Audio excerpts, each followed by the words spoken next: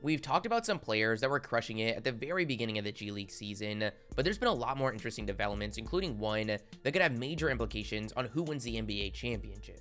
So if you guys like the content, smash the like button, smash the subscribe button. Let's go for 4 likes on today's video, and let's get into this. Today's video is sponsored by PrizePicks, which as always has been a lot of fun lately. It's a super easy to use player prop site and mobile app. They give you the lines on certain stats, you choose over or under. We ended up hitting on our entry 2 weeks ago. We couldn't make it back to back, but I am feeling confident today. Taking a look at the slate, the first thing that jumped out was Tyrese Halliburton points at 17.5. The man is on fire with over 20 points in his last 3 games. That's an easy over. Then I threw in SGA assists at 4.5, lock in the over. Then lastly, I wanted to include my favorite stat, 3-pointers made, and looking at the lines, I usually go with an over, but saw Jason Tatum was at 3. Seems a little rich, so I included the under. If this hits, I'm gonna get 5 times my entry. If you wanna play along, check out PrizePicks with a link in the description below, or use code JIMMER, and they're gonna match your deposit up to $100, which is pretty awesome. There's also just a couple days left in their Picksmas promo, so it's a great time to join. Thank you PrizePicks for sponsoring today's video. As most of you know, Klay Thompson of the Golden State Warriors is going to be making his long-awaited season debut at some point in the new year. Now it's looking like this return is going to heavily define the projection for the rest of their season. They currently sit with the 2nd seed in the Western Conference. They've got a record of 25-6, with Curry the favorite to win MVP, Draymond the favorite to win Defensive Player of the Year. If Klay is just a shell of his former self, the trio that dominated the mid-2010s could be back and possibly better than ever. Now it's not a given that Klay is going to be the exact same player. He's coming back from some serious injuries. He tore his ACL in the 2019 playoffs, missed the whole next season, was supposed to make his return this past year, but tore his Achilles in a pickup game before the season. There's definitely reason to be concerned, but I think luckily, based on what we've seen from him in his time with the Santa Cruz Warriors, and the fact that his game isn't too reliant on his athleticism, I've got decent expectations. The timeline going into the year was pretty unclear, but early on, we heard rumors that he was almost practicing in full, but before taking the jump to the main roster, the Warriors decided to make a unique decision and send him to their G League affiliate, along with their 2nd overall pick from last season, also coming back from injury, James Wiseman. You rarely see this in the NBA. I think you mainly see it in baseball with their huge farm system, but I was excited. I thought there was a chance we were going to see him just dominate the G League, and while we haven't got to see him in an official game, we've seen enough to be pretty excited about his return. Playing in practices, there hasn't been any load management. Their head coach said he's clear for full go, so everything we did was fully 100%. There was no holding him back. It was just letting him go and letting him experience playing all out. He did that, and he looked really good doing it. That might be an understatement. The head coach would go on to say that Klay got out there and hit his first 18 shots.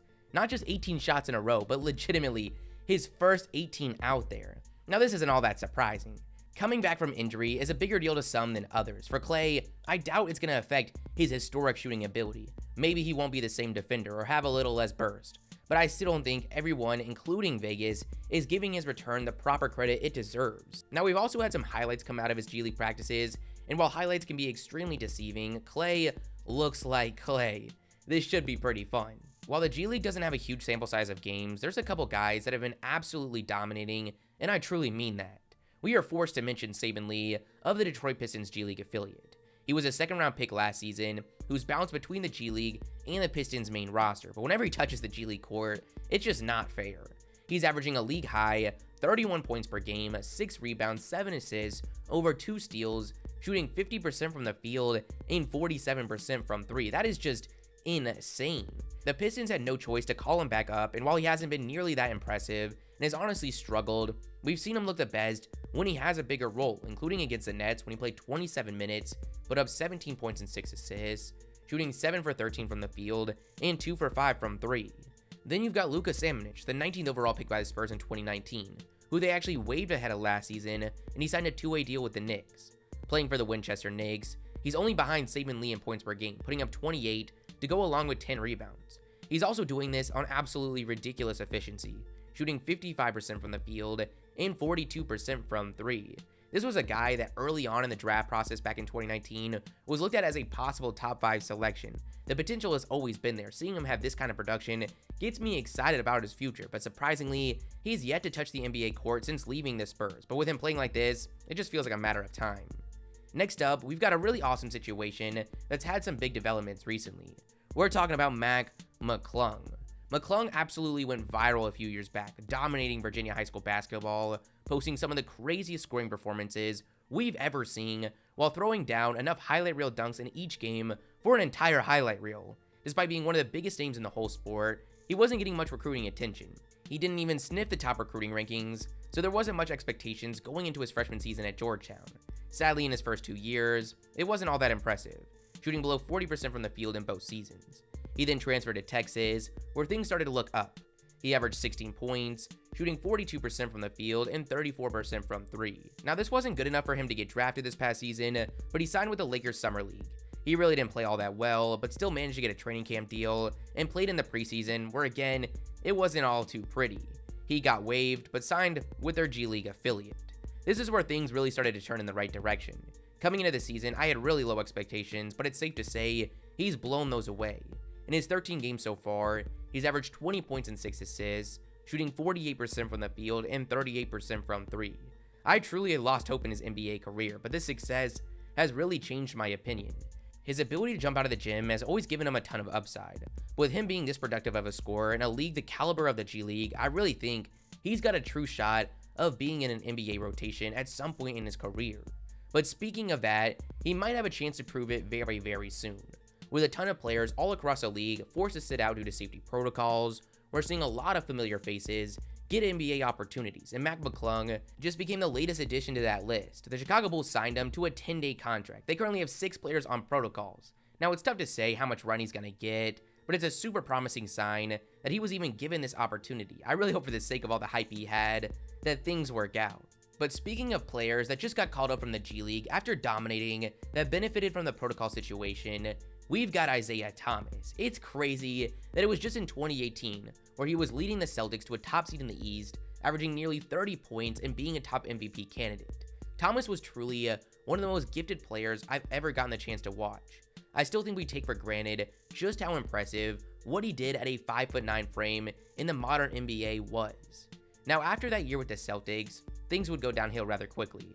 He suffered a hip injury, got sent to the Cavs, in the Kyrie deal, played terrible, then went to the Lakers, didn't get much better, then had small stints with the Nuggets, Wizards, and Pelicans. He went into the season without a contract, and it really felt like there was a true chance we were never going to see him in the NBA again, but things have changed. He signed with the Grand Rapids Gold in the G League and quickly showed he's just way too good for that level of competition. In his very first game, he dropped 42 points, 6 rebounds and 8 assists, shooting 53% from the field and 36% from 3. With the Lakers dealing with protocols, they saw enough in that game, and they signed him to a 10-day deal, and he's actually been getting some really solid time, and considering he was unsigned going into the season, has been really solid. In his 2 games, he's averaged 27 minutes and 16 points, shooting 44% from the field and 39% from 3. Once the Lakers are able to get their full roster back, there's no question his role is most likely going to disappear. He's also just on a 10-day deal, so it's pretty likely he's not even on this team in the near future. But it's still awesome to see him out there, and I really hope he can stick around. The next thing I want to talk about is an update to the LiAngelo Ball situation, and this one's been kind of surprising. He was finally given a chance in the Summer League with the Hornets, and all things considered, played pretty well. He then joined their G League affiliate, and at the start of the season, again looked solid. He dropped 22 in his debut, but we've actually seen his role get heavily reduced as the season has gone on. When he's out there, he's making shots. He's averaged 9 points, but shooting 62% from the field and 52% from 3. He's had some games where he didn't even touch the court. This really makes no sense whatsoever. Not only was he playing pretty well, we know the situation he's in. LaMelo is the future of this franchise. Playing in a small market like Charlotte in an era of player empowerment, the Hornets need to do what it takes to make him happy, and I doubt taking LiAngelo out of the G League rotation is one of those things. I'm still a believer. In fact, with this whole protocol situation, I actually think LiAngelo is a decent option on a 10-day deal. While it seems so unlikely as things stand right now, I still truly think that one day, all 3 of the brothers are gonna reunite in the league. Now I want to mention some rookies that have been crushing it so far and could be a pretty good indication of things to come. You've got Jalen Johnson of the Hawks, who had a lot of hype coming out of high school, but after leaving Duke in the middle of his freshman season, slipped in the draft. He's looked legit, putting up 20 points, 12 rebounds, and 4 assists, shooting 38% from 3. His teammate, fan favorite Sharif Cooper, has also continued to look the part. he's averaging 19 and 6 on solid efficiency. It's actually crazy just how much depth this Atlanta team has, extending into the G League. Then you've got BJ Boston of the Clippers, their second round pick, who's actually played 18 games on the main roster, but when he's out there, it hasn't been all that great. But when he's in the G League, that's a different story. He's averaged 21 points, shooting 48% from the field and 50% from 3. The last thing I want to update you guys on is how the top draft prospects that are in the G League are performing. The biggest name is without a doubt Jaden Hardy. He came out of high school as one of the top prospects in the country and went into this season projected to be a likely top 5 selection. Sadly though, his stock is starting to go in the wrong direction. The talent is still obvious. The athleticism and frame have never been in question. The production just hasn't been pretty. He's averaging 18, 4, and 4, but he's shooting just 35% from the field and 27% from 3. I really hope he can turn things around because honestly, I was super high on him coming into the season. The other really big name is Dyson Daniels, a 6'6" combo guard out of Australia, who's averaging 11, 6, and 4, but due to some really solid performances recently and just how smooth his game is, he's actually starting to climb the board. Most mocks have him as a mid to late lottery selection. That's the end of the video, guys. I really wasn't sure what to title this video. It was kind of all over the place. I really just want to take another look at everything that's going down in the G League involving some of the biggest names. But if you guys like the content, smash the like button, smash the subscribe button, and I'll catch you guys next time. Peace.